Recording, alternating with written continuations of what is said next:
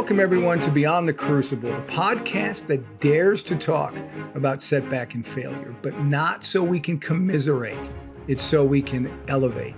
I'm Gary Schneeberger, the co-host of the show, and our mission today is to offer you the hope that your crucible experiences, those tragedies and challenges you faced or are facing at this moment, don't define you.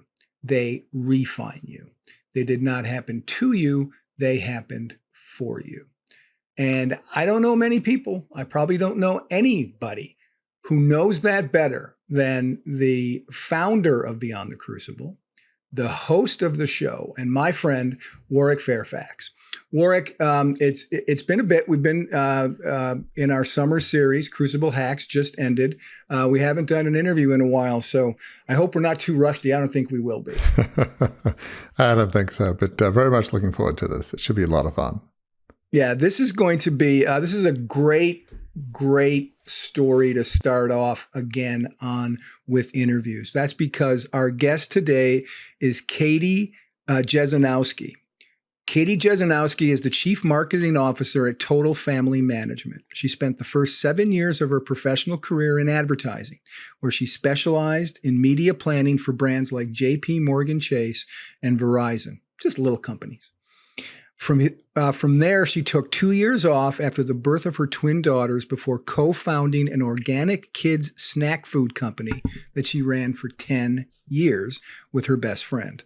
During 9 months off from work, Total Family Management crossed Katie's path, and she was immediately drawn to its why to show up and help families. Personally drawn to self-development work and connecting with people, Katie joined the leadership team in the fall of 2022. She lives in Summit, New Jersey with her husband and 13-year-old daughters. Their family values are curiosity, resilience, awareness, play, and connection. And folks, if you've been listening to this podcast for any length of time, you've heard some of those words already in what you've heard on our episode. So Warwick, this is going to be good. Take it away. Well, Katie, again, thanks so much for being here. I love what you do and what I've read at Total Family Management. It's very inspiring. I definitely want to hear, a lot about that. But you've had an interesting journey. You've had some crucibles that we'll get into. I'd love to start with a bit of the backstory of Katie Jesionowski. Who were you growing up? Hopes and dreams. Interesting to see if there's any through lines between some of the things you loved doing as a kid and what you've done since. So talk us through what a young Katie was like and what was some of the hopes, dreams, and things you loved to do growing up. Yeah. First, thanks, Warwick, for having me.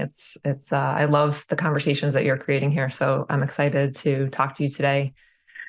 Young Katie was a connector, just like I am now. I was kind of always interested in meeting people, and I had a lot of friends growing up, and I like to be surrounded by groups of people, lots of different kinds of people. I wanted to be a teacher almost my entire childhood, which I think you can be a teacher in a lot of different ways. I definitely thought I would be a teacher in the traditional sense, which never ended up happening, but that was a big dream of mine.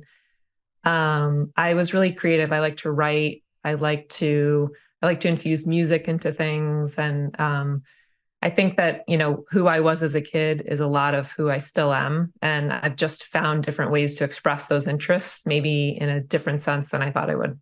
So before we get into that fascinating organic kid snack food business, which would be fun to explore, just talk about some of that early career choices. Obviously, you didn't go into teaching, but you went into some very interesting fields. So talk about what they were and what drew you to those, first years out of, sort of school and what have you. Yeah, I can't really remember where advertising, was a seed in my mind, but I do remember thinking early on, how interesting to have a company, to even start a company. I don't know, I ended up working on pretty large brands, but I was thinking how interesting to start a company and then need to hire someone else to tell me how to talk about it. It just fascinated me.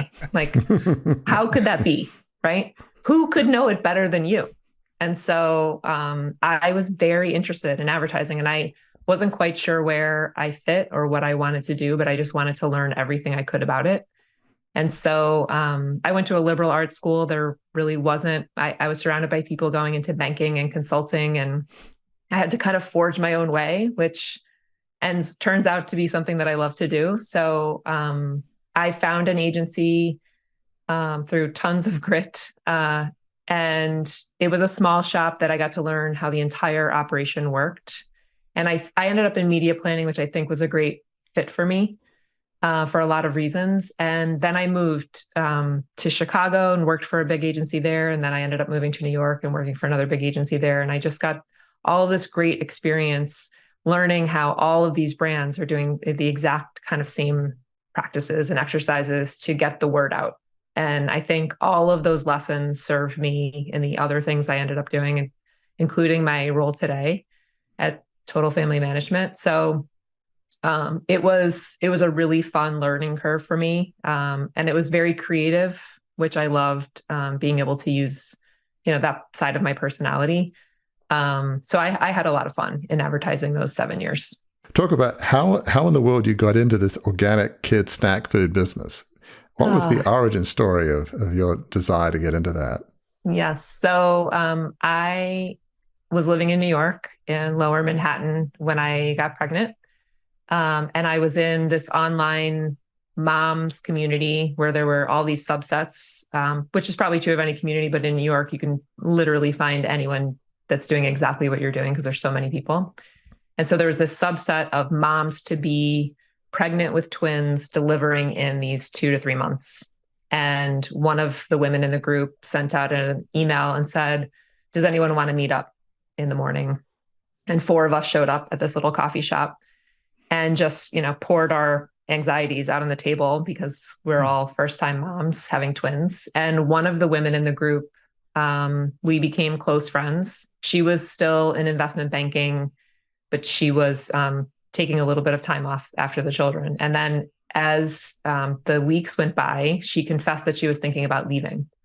She was leaving at 7 a.m. and getting home at 7 p.m. and just tired of it. And so we talked about that a bit. And I was, I loved that I could be there for her and that she felt comfortable talking to me. And we, just became friends in that life stage. But she was talking about leaving and starting something else. She wanted to work.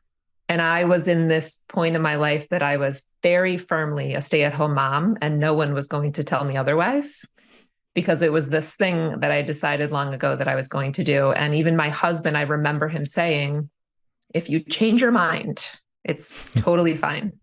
And I remember cutting him off and saying, I won't change my mind. This is what I'm doing. But I was very uncomfortable in the early months. And I think it was beyond that new parent phase, which so many people can relate to. I wasn't thriving as a person. And so as we talked and met, she came over, about a year and a half later. We were friends and she had taken some time and she was still working and all these things. And she left her job. Our children were about 12, 13 months old. She came over. We had these 4 toddlers rolling around on the floor. And we had an hour and a half conversation about food and maybe her starting a baby food company and what parents wanted and what we were facing ourselves. And I was so all in. It was like time stopped, right? And it was just one of those moments that was just really, really fun. And I had missed that. It wasn't grown-up talk. It was just that part of myself that really was coming alive in something.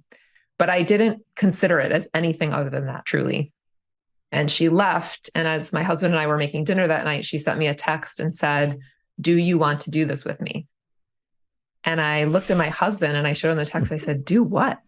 Like, what is she even talking about? And I wrote that to her and she said, well, let's just meet tomorrow. And I have the notebook that I took to the coffee shop that I met her with. And it was the ideas of the names of the company that we eventually founded. And so it really did start that naturally. We were both making all of our children's food. We were both frustrated by not finding certain things. And the things that we were finding that were organic were filled with sugar and other things that we just didn't want. And we were exhausted from making it all ourselves. So we were in that in between of wanting something from the store, but just wanting it to be better. And where I think we both have the type A personality that just went for it. There's so many things we didn't know. And I was, we were literally Google searching every single aspect of packaging and manufacturing and, just everything about it. And just willing to take the next step and the next step and the next step. I mean, that is so amazing. And how soon after you had your twin girls did you start the business? So it was about a year. It was about 14 months. Okay. Her twins were about a year old. They're 2 months younger than my girls. So, Right. yeah, we had a few months where we were kind of coffee shop meeting. And then it was July. So it was about a year and a half when it officially became a business. I want to jump in just to say, what was the name? Such a creative person, you poured so much of yourself into it. It brought you alive. What did you name the company? So the company is called My Superfoods. It initially started because it was her idea initially, and it was baby food at the start to have a name. A lot of companies have a name. Should it be her daughter's name, her mother's name? So we went around with names for a long time, and there was something about the ownership of my with children, something, and super is just a fun word, but it was also superfoods. We use a lot of superfoods in the ingredient panel. And so like chia seeds and blueberries. And if you've ever heard that term, really nutrient dense foods are commonly known as superfoods. So it was kind of the playfulness of that. But it came together actually pretty quickly. If I looked back at that notebook, it was on that very first page. That is a cool name. So you had this idea, the dream became reality. And what happened over those 10 years? Talk a bit about the growth and the expansion of My Superfoods. Yeah. I think like anyone starting a business, you think it's going to all come together much faster than it does. So we really, as I said, we officially became the business in July of 2011. And we had a food scientist. The plan was never to sort of launch at the farmer's market scale. Not that there's anything wrong with that. I know tremendous businesses that do that, but our plan was always to be a brand with multiple SKUs, multiple product lines. That's what we wanted to do. So we had a food scientist, we had a co-manufacturer, we were all lined up, but the original recipe of our first product started in my kitchen. I would put my girls in their chairs in the morning for breakfast, and I would whip up a couple of half batches of these granola bars with different varieties of flavors. And then I would put them in the stroller, and I would walk the 10 minutes to my business partner's house, and I would drop them off. And then I would say, send me notes or tell me what you think. And so when we went to the food scientist, he was backing into something that would be shelf stable, but not filled with chemicals and all these things. And he ultimately told us that what normally takes him, 5 or 6 or 7 rounds took him 24 on our first product. So, and we were relentless with, we don't want to add anything that we don't want in there, but we want it to be incredible tasting. Children will tell you instantly if they don't like it. So we couldn't mess around. And so it ended up taking us 14 months to launch our first product, which was My Super Snack Granola Bites. It was 3 flavors, and it launched in the Whole Foods in the Northeast region, which was a huge win for us. But that was all a big lesson for us. We had never, I called packaging companies that told me they had orders from PepsiCo for millions of units, and they didn't have time for us. Call us back in a year, they would say. Everything was gigantic quantities, and you really had to find people willing to work with you. But as you can imagine, there are hundreds and hundreds of entrepreneurs out there every day starting ventures. And these businesses probably got burned by some of them and, didn't end up working out, or we're all taking a risk, out here. And so you have to hedge those risks. But we ultimately found a lot of really wonderful people willing to give us a try and work with us on smaller quantities and grow together. So that was fall of 2012. And then it was just under 2 years later that we launched our second product.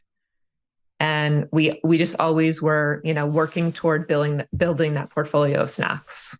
And so we were traveling to trade shows and going to meetings and restocking shelves and sampling at the grocery store in the dairy section, freezing with winter coats on in the middle of summer. And and our children were sometimes by our side, and we were just taking the business from New York City to New Jersey, getting an office in our town, and really just starting to grow it together. What I love about your vision is you didn't compromise, because you could have made it a lot easier for that food scientist. Stick a bunch of chemicals, you probably could have got it in 2 or 3 tries. It wouldn't have been that complicated. But that would have been directly against, the heart of the vision of, my super snack food. It would have been completely contrary to that. So to find something that tastes good, that doesn't have chemicals, and what's the point of no chemicals if you load it up with sugar? Because sugar is terrible for kids and adults. So no chemicals, low sugar, but tastes good. That is not easy. That is, it's not mission impossible, but it's mission extremely difficult. So, but you and your business partner, you weren't going to compromise. And that's a big lesson, is don't compromise the vision. You could have made it a lot easier on yourself, but you weren't going to. So I think that's a huge lesson that I think we can all learn from you, don't you think?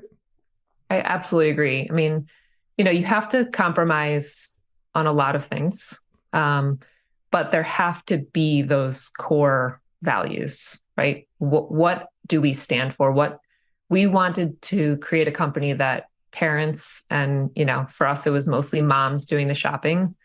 Not all, but mostly. And we just wanted them to be able to say, oh, my superfoods. Yes. Oh, they have a new one. Great. Just reliability, trustworthiness. Obviously, when you get to know something for the first time and ingredients matter to you, you're going to turn that box around and you're going to look at everything. But over time, we knew that to earn trust, it would require that, we did not go back on those initial core values. So let's fast forward to February 2020. There was obviously a turning point then, but what was the state of your company then? Talk about the size of it, what was happening. I mean, from what I understand, really exciting things were going on. So talk about what life was like up to February 2020. Yeah. We had sort of a stair-step trajectory. We grew small. We self-funded for a long time. We had a great team, but we were lean. And in the beginning of the year, we had all these big opportunities sort of brewing and percolating almost out of nowhere. I mean, we had an opportunity at the front of BJ's Wholesale Club, which is a club store, like, big box opportunity. I believe it was a response to an email from over a year prior that my business partner had reached out to their category sales manager. And they wanted us in the front of store in a brand new opportunity. Brands pay tens of thousands of dollars for that placement, and they were offering it to us for free to invite us into it. A similar kind of program was happening at Target in a brand new program, a grab and go program for them at the front of their store as well. We had worked with Target in the past, and it's a wonderful opportunity for all reasons, mostly scale. And we were also a part of a finalist program for entrepreneurs with PepsiCo. We were set to present in front of hundreds of people at a big conference that was happening in California that we went to every March. There's going to kind of be a pitch, offer that we had to make, and there would be voting, and there were all these judges that were involved, and it was going to get tons of press. It was just big opportunities for us, in addition to the business that was still continuing to grow. And that was all happening in first quarter 2020. And with our projections, with those things and other things that were happening, we were already up 400% over the previous year, just with what was happening. And we were just getting started. So in our office, we had several rooms, but my business partner and I shared a room, and our desks faced each other almost like a, old newsroom kind of setup. And I remember just looking at her looking at me multiple times over that time period, like, this is it. this is what we've been working for. 10 years goes in a blink, but also goes very slow at times, particularly when you're trying to grow something and scale it and, face with lots of challenges. And it just felt like all the stars were aligning for us. I mean, in every conceivable way, all of our hard work was paying off, and we just couldn't believe it. So I think listeners know what's coming, because a shared crucible that many people have been through happened in February 2020. But talk about what happened and how that affected your business. Mm-hmm. I remember one of the last great days being the virtual presentation of that top 10 nomination that we got. We got to make our presentation virtually. It was only to the group of judges. We sort of lost that big press opportunity, but that was still exciting for us, and we still got to meet a lot of really wonderful people. But just immediately after that, I just remember not only, all of us experienced that personally, that time, schools closed and businesses closed. And I'm in Summit, New Jersey, which is 15 miles outside of New York. I had very close friends that were very sick. I mean, we experienced a lot in our community. But it was, this opportunity isn't happening and you have to accept the shipment back. This opportunity isn't happening and we don't know where the shipment is that you delivered. Just this endless daily influx of emails of bad news that not only did we not know what was going to happen next, but we had lost, lots of all those opportunities that we had created product for. Right. So, you get these orders and all of these wonderful things are happening, but we're also in this very strange time. I remember exchanging emails with a distributor and saying, don't worry about it. We'll pick it up. Can we just split the difference? I remember trying to find compromises with everyone that we were working with because it wasn't anything like we had ever experienced. And we should have been coming together and trying to find solutions. In the early days, I remember thinking, if we can just figure this out together, then it'll be okay. It wasn't until, I don't even know how long later that it suddenly was settling that all of those opportunities are gone and I have no idea when they're coming back. Another very big opportunity that was brewing for the fall of that year was school food service. I had spent the previous 2 years personally dedicated to traveling around, meeting with nutrition directors, one by one, mostly on the East Coast, but also on the West Coast. And we had a lot of big commitments that were coming for the fall that were just gone because schools had closed. And, those individuals were so overwhelmed with the task of, taking care of kids at school who weren't at school, but also needing to feed them. I remember a lot of people saying to me, well, you're a grab and go item. Isn't it perfect for what they're handing out food to people? Don't they need more of you? And I said, they're so overwhelmed with how to do their job in a brand new way. Onboarding a new company takes a lot of effort. It doesn't sound like it would, but it was another thing to add instead of just plugging in what was already present. It was just an endless list of disappointments. And in a way that the rug was just totally pulled out from under us. I mean, obviously listeners have all gone through this. And, we think of the personal devastation, people losing parents, especially elderly people, grandparents, anybody that's immunocompromised. It was, horrendous disaster. But also was a disaster from a business point of view. Supply chains were devastated. They became almost non-existent. And in your business, no supply chains. I mean, you can't have a business without supply chains. And if you're a new business, anything new, it's like, we're just trying to survive. Everybody was in survival mode. And if you're new, it's hard for new to survive. I mean, it's so it had devastating, COVID had devastating personal consequences and tragedy, but also had huge business consequences. So talk about how long did that last before you had to make a decision, or maybe a decision was made for you. What was the length of time between February 2020 and it was a year and a half, almost 2 years, because as you said, it was supply chain challenges from every aspect, packaging, corrugated boxes, those brown boxes, picture an Amazon delivery on your porch. That the price for that went through the roof because everything was suddenly shipping. No one was going into a store anymore. So the price of that went through the roof multiple times, 5x, 10x what we had just paid a month earlier. The same for all ingredients.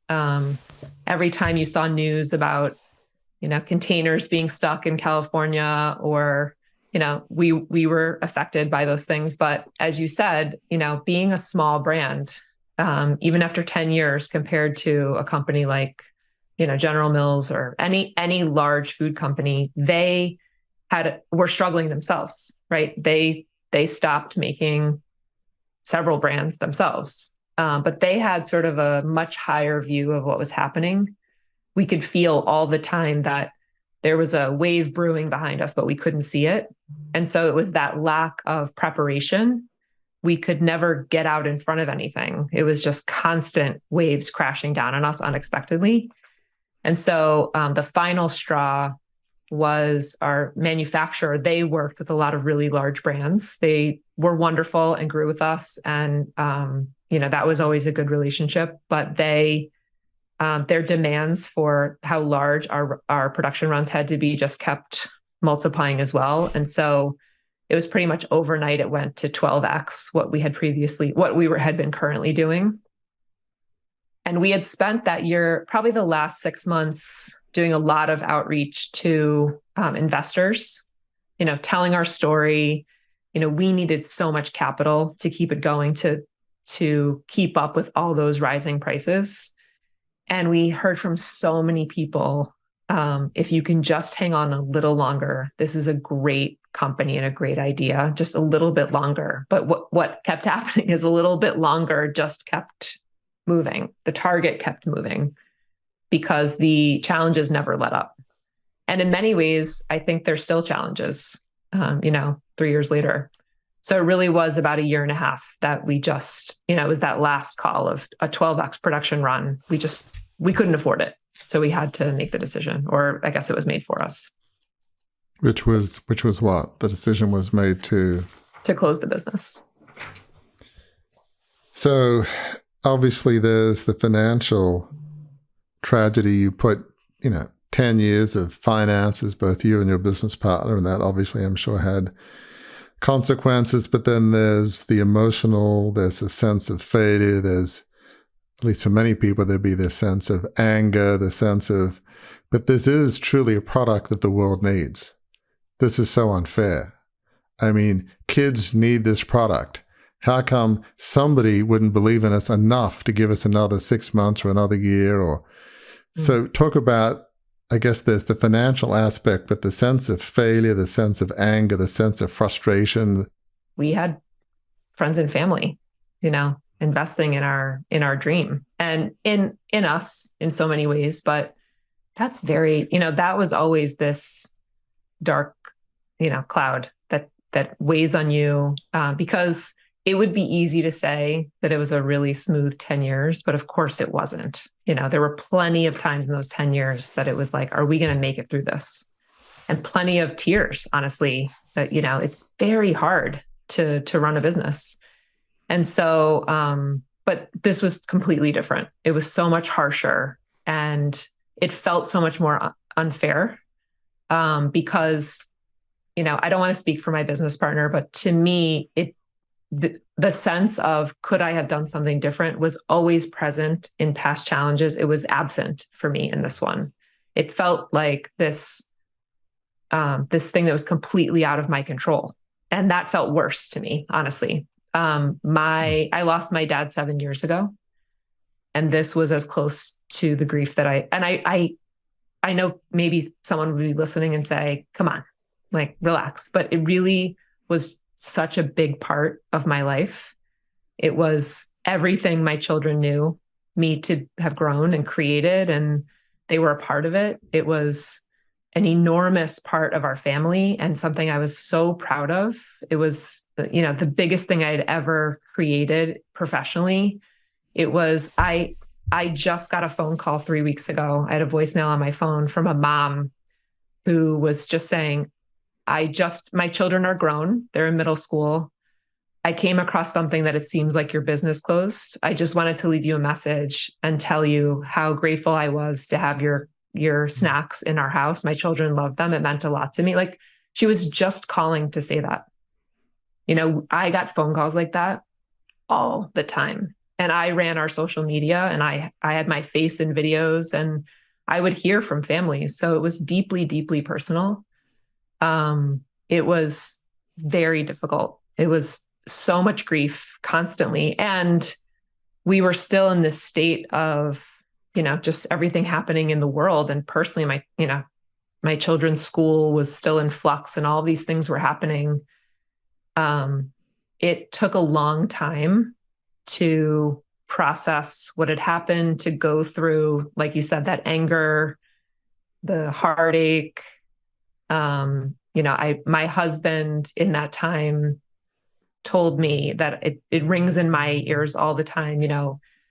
What I did is a part of our children, and they will give some part of that to their children, that you can create something and you can, start from something from scratch and follow a dream. And, I'm less emotional about those words now, but it was just this thought I needed at the time, where it just felt like this endless sea of sad.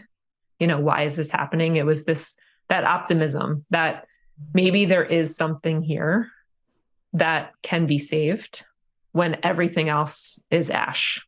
It just, because when you lose a person or a business or anything meaningful, you realize how quickly it gets packed away. It's just gone. And just like that, one day it was on the shelf, and the next day it was gone, and a different box filled in the gap, and life went on. And you just realize how quickly that giant, important, enormous thing to you is just air. It seems so cruel. It's sort of like, you could be CEO or executive vice president of some big company, and you resign or you get fired, and the next day there's a new nameplate and somebody else is going to the conference, and life goes on as if you never existed. That's normal life. But for you, it wasn't just death of a business. It was death of a dream. It was something you felt like the world needs this.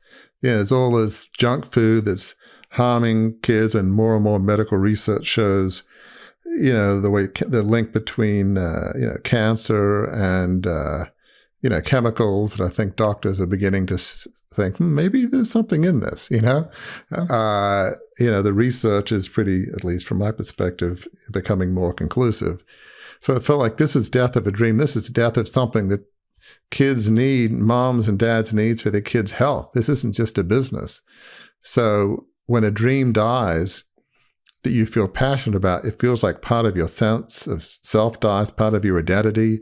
Who is Katie Jesionowski without this company? I mean, this is me. It's like somebody just stuck a dagger in my heart. So I guess the question that listeners are probably thinking is, this is a big deal, and I'm not minimizing at all the death of your dad. That was massive, but this is also a big deal. How did you bounce back from that? Because there are some people that, I don't know, maybe they wouldn't have. I mean, how'd you get over that sense of just, my dream has died, now what? To be totally honest, when we started the process of closing the business, I felt enormous relief for a period of weeks. And I don't know that I was totally aware of why at first, but when I looked back, it was simply just being able to decide something. It just felt like this year and a half of just like, try to hold on, just try kicking for the top, but never reaching it. And so I felt this enormous relief for sure, for maybe a month or a little bit longer. And then I think I came as close to depressed as I've ever come right after. I'm pretty good at asking for help. I'm good about, telling my close circle something's going on. So I got, back into therapy, and I was talking to my husband about what was going on, I think pretty quickly when that shift happened, but not right away, of course, because it just kind of bled right into the next phase. I wasn't really thinking about, I might have, a lot of emotional response to this gigantic decision. I don't know that I had the headspace to prepare for that. So I think that after that period of time, I was going into some warmer months, which it's easier when the sun is shining to maybe feel a little bit better. My husband is wonderful in this category and most others, and he said, "Listen, let's just have a summer where you wake up and you say, what do I want to do today?" And that's about as uncomfortable as I could get in my personality. It's like, no, let's have a plan and let's but it was absolutely the advice that I needed. And he would check in with me sometimes, like, how's your day going? I'm like, I don't even know. I saw my friend and I went for a walk, and he would just celebrate every single decision that I randomly made because it was so he knew how uncomfortable it was for me, but he just kept saying something great is going to come and you just have to make space for it. I felt like I knew what I didn't want, which was, I don't just want a corporate job. I don't want to go looking for a job to fill this hole, because it was so much more than a job. And I just didn't know. I didn't really know what was going to, I wasn't looking for something to match it, because I didn't think that was really possible or fair to the next thing that I would do, but just simply creating that space. So I got better. I got better at waking up and like, what do I want to do? And it was the first summer that I had spent with my children without working since they were 18 months old. And having two 12-year-old daughters that you spend a lot of time with turns out to be a really good idea, because that's a really important time for their, talking about things and their life and getting to, move into becoming teenagers and all of those things. So it ended up being a really, really great summer. And I did get better at, I read a lot and I started writing and spending more time with people that I really care about, and just being outside a lot. Being outside is a really great thing. And when you're working all day, you're usually not outside. So, I think, having gone through like a freedom and then maybe a depression, I kind of settled into, okay, let's just wait and see a little bit. It's interesting, Katie, as you're talking, there's a lot of lessons I think listeners can learn from your story. Obviously, tragedy does happen, and sometimes it's not your fault. As listeners have heard this, my psychological mindset, unfortunately, is if there's a problem in the world, it's my fault. I don't blame other people. I blame myself. I'm not saying that's healthy. That's just, and a lot of it was my fault, the fall of this 150-year-old family business, but it wasn't all my fault, because lots of, other family factions, a lot of things going on. But anyway, sometimes it's not your fault, but the fact that you sought help, one of the things we talk about all the time is the importance of that. We use a phrase beyond the crucible, having fellow travelers. Some fellow travelers encourage us.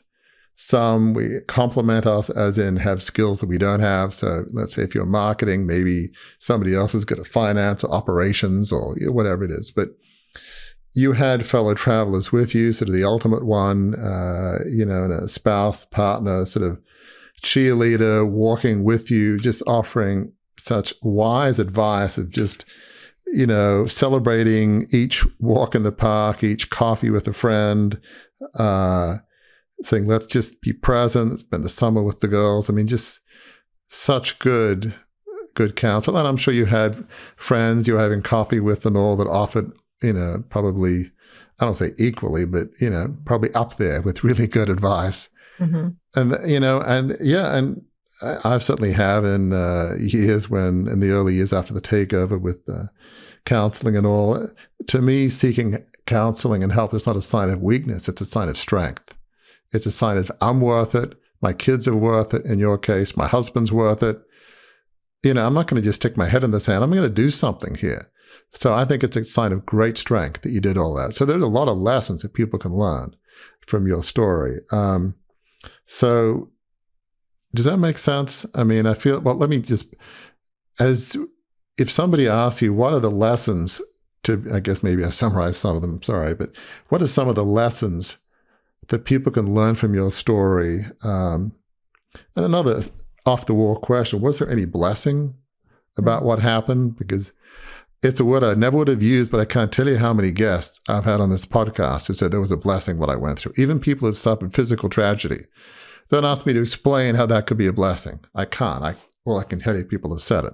So just how would you summarize any lessons or maybe even any blessings of what happened? My business partner is like a sister to me. Her family is closer to me than many people I'm related to. That friendship and those friendships and those relationships are just completely unmatched and priceless. And we were friends when we started the business, but we are family now. And through the business, we were constantly questioned by people. How do you guys do this? You're friends. Friends don't get into business together. And we worked on it like we work on our marriages. It requires that level of effort. But I would say those 6 people in that house are a blessing. I would also say that, that time with my daughters, as I said, that summer was a blessing. Before my dad passed, he was sick. He had a spinal cord stroke and was paralyzed for 6 years. And I spoke to him almost every day, which I don't feel badly in saying this because it's true. I would not have done, I would not have spoken to him every day. But I spoke to him almost every single day. And that was a blessing.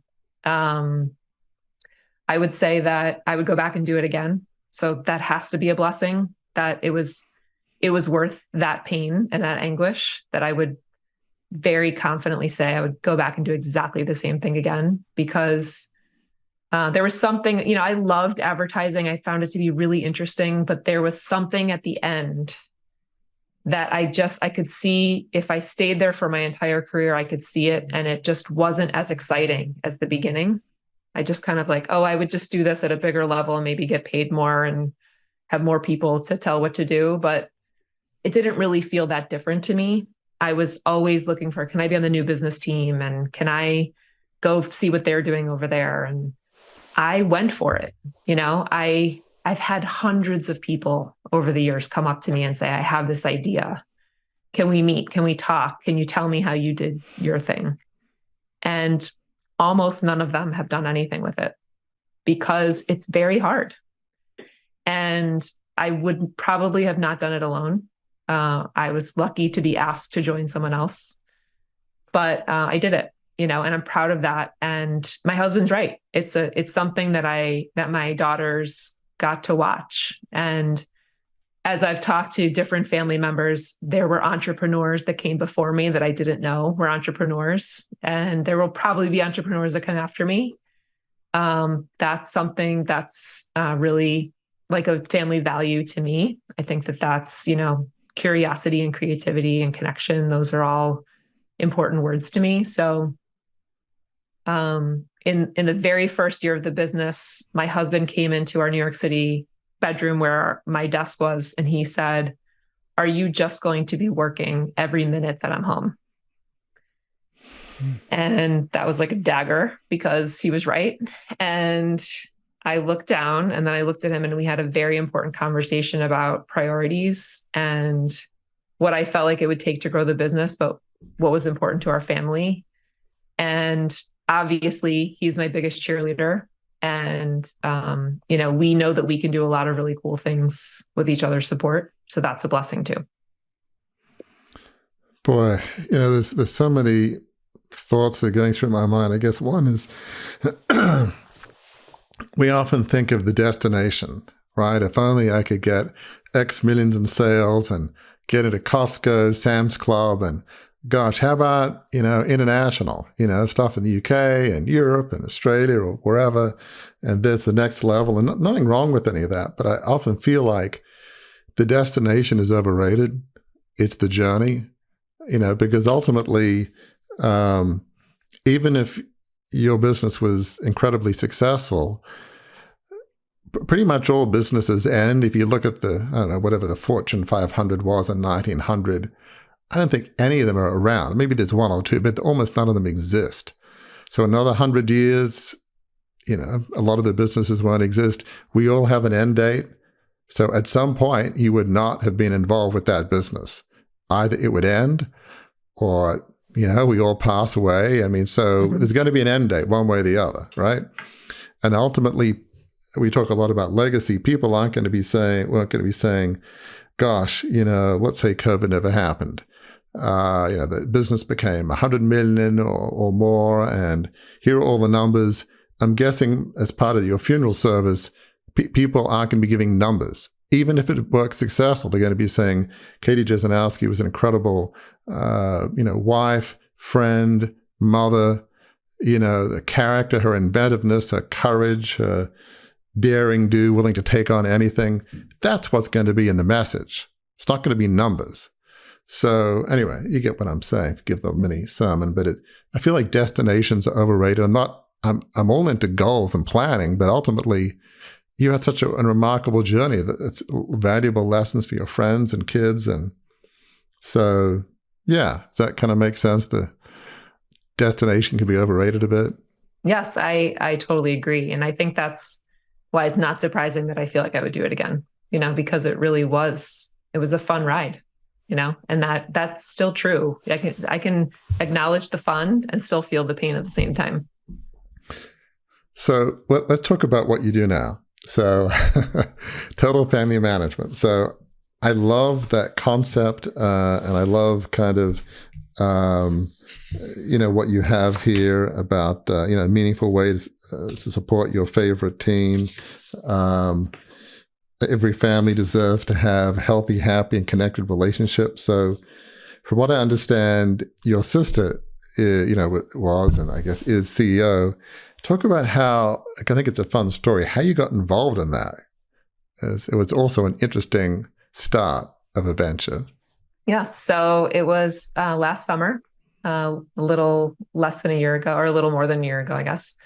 And my sister is chief operating officer at the company, and she was working on something with the founder and CEO, and sent me a message and said, hey, we're working on this marketing presentation, but there's no one in the leadership seat. Would you just take a look at this?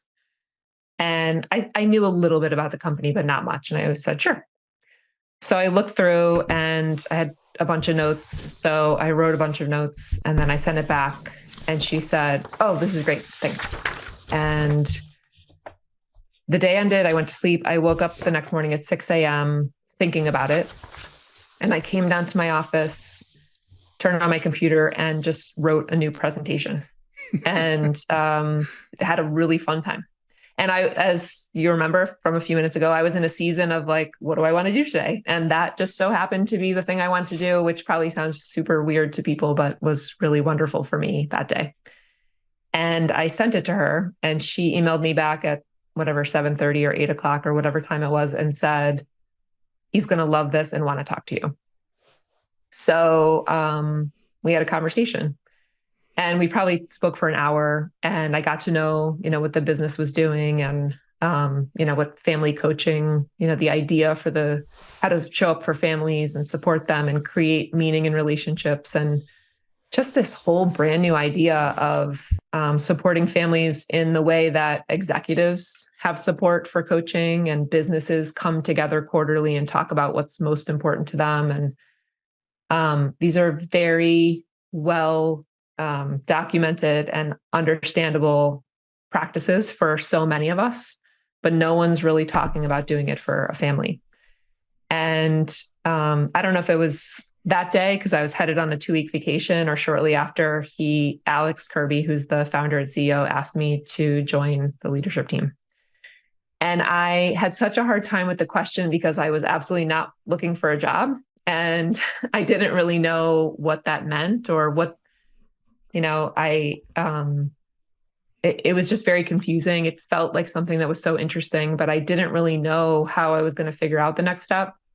And I was so blindsided by the opportunity that, I felt like I was giving all my energy to what do I want to do today, that I just couldn't expand it any further to be flexible in that way. So we just kind of kept talking, and I started, showing up, kind of consulting a little bit, and then I just had to come on and join the team. I mean, this is an interesting journey because you could have said this has nothing to do with organic snack foods for kids. It has no, okay, families involved. Okay, fine. I suppose you can kind of give a half check of that box and maybe a full check. But talk about why this is something that's so different. But yet my sense is, or at least I assume, that you're very passionate about this. Mm-hmm.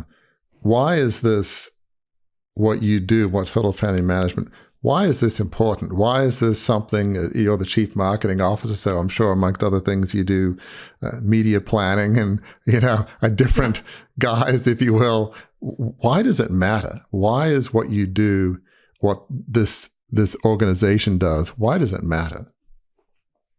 Well, I think that, if you asked 5 people or 500 people what the most important thing in their life was, there's probably going to be an overwhelming version of my family as a response. And any chance that we have to spend time on our family or talking to our family, or just like I had that summer with my 12-year-old daughters, or that conversation with my husband that really gave me the support I needed, that's what fuels us. That's what connects us. That's what ultimately what we found at the company. There's an 84-year Harvard happiness study that follows all of these hundreds of folks, and overwhelmingly above health, which definitely matters and adds, a decade and a half to your life expectancy, and money, which definitely matters and does the same. Connection and relationship matters the most of all.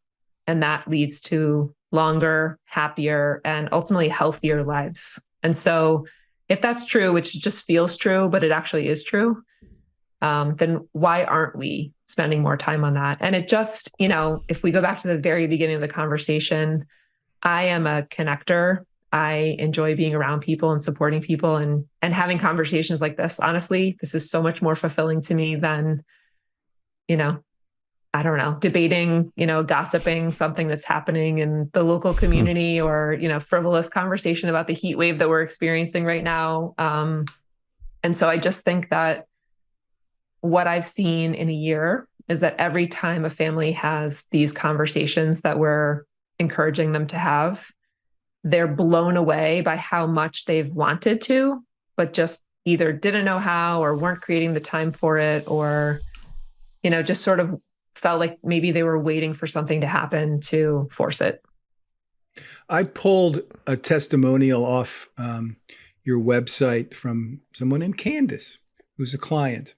And she just summed up basically what you just said. She said this: being able to focus on your individual and family values, current and future needs, and overall family happiness and well-being is priceless. And the question that comes to me, hearing what she said, hearing what you've described, not just about Total Family Management, but about my superfoods, how do you think you're better equipped for this position because of your previous position, because of what you went through in that experience? You talked at length here about the way it affected your family. Now you're helping families navigate their way through their own thorny issues. It seems to me what you went through, one of the blessings of that is it makes you better at what you're doing now. Is that fair? I think it's more than fair. I think I've been very interested in self-development, personal development for, let's call it 15 years. And, losing that business and going through that period of time was a masterclass in self-development, because I knew I was going to get through it no matter what. Right. But I wanted to thrive getting through it. And I knew there would be challenges, but I also knew that I couldn't do that alone. And that's really that's relationship, right? Everything's better with someone else. Right. The worst day and the best day is better with someone else. And so 100%, not only my experience losing that business, but my experience growing that business, connecting with those families, speaking to parents who just, oh my gosh, thank you so much. It's the only thing they eat. If you've had children, that there's going to be a day where all they want to eat is whatever is right here, oh, they won't eat anything but that. It was this sense of community and connection just over kids' snacks. It doesn't need to be the most important conversation you've ever had. It just needs to be a conversation. And so I know the power of that with families. And so 100%, I bring my experience from, my superfoods to TFM. And I would also say a lot of our clients are business owners. And I know, that stress and that struggle. I think, Gary, you mentioned that, what those families are going through with all of them in a family business together, or some of them running a business on their own. I can deeply understand that. We need to use the strategic focus we have in the business world in the family, and we tend not to, right?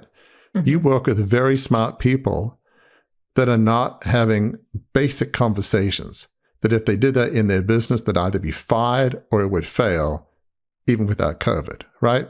It'd be, they'd be terminated in a millisecond. It would be, we need people that think. You're not thinking. Anyway, does that make sense? Just this dichotomy between highly intelligent people just not even thinking about family, just they're too busy. They're not having these strategic conversations. Who are we? What are we? What are our values? They're not doing that, right? Yes. And I think, if you think about a partnership at home, two highly intelligent people with values and goals personally that they're thinking about, even in the periphery, there's so many actions we take in our day that the time required to make the decision is often around, well, what's important to me around this? What's important to me around this? What's important to me? When you decide, everything's easier. And so we have a values workshop. All of our workshops are 90 minutes long.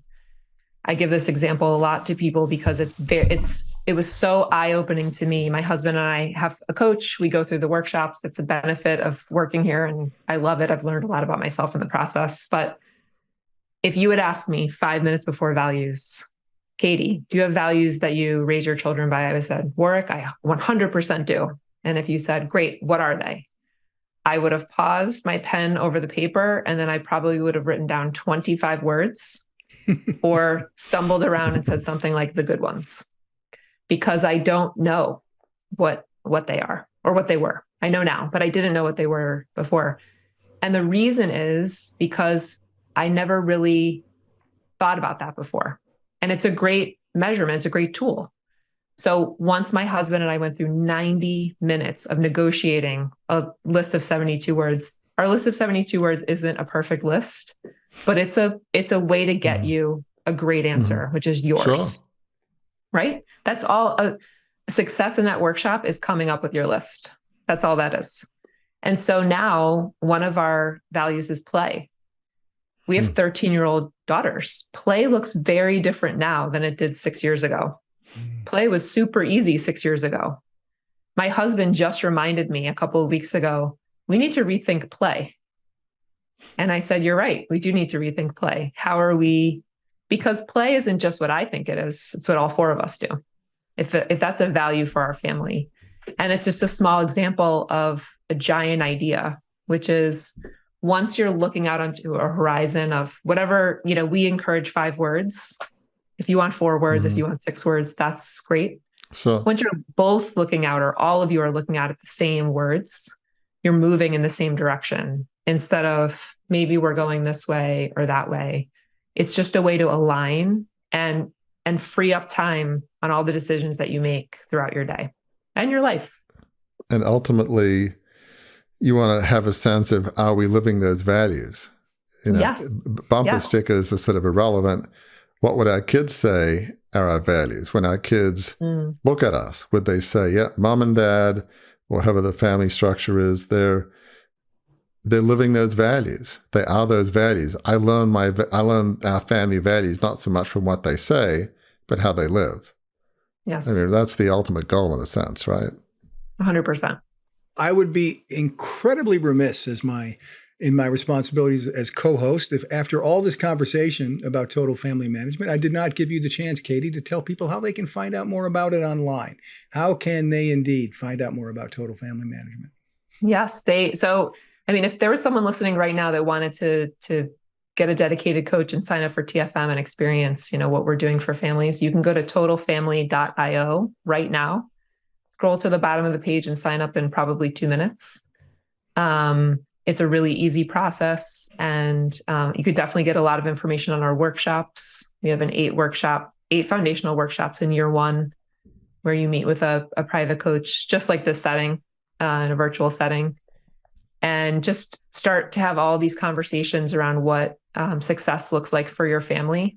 There's absolutely not one way to be a family. And so our coaches are really just starting conversations with people and getting, big topics on the table so that everything about life becomes easier. Your connections become more meaningful.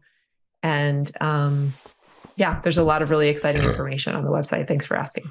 Katie, one of the things that we often ask is, today could be somebody's worst day. And what would be a word of hope you would offer for somebody that was in a February 2020 kind of scenario or any kind of tragedy, that today may not be a great day? What would that word of hope be?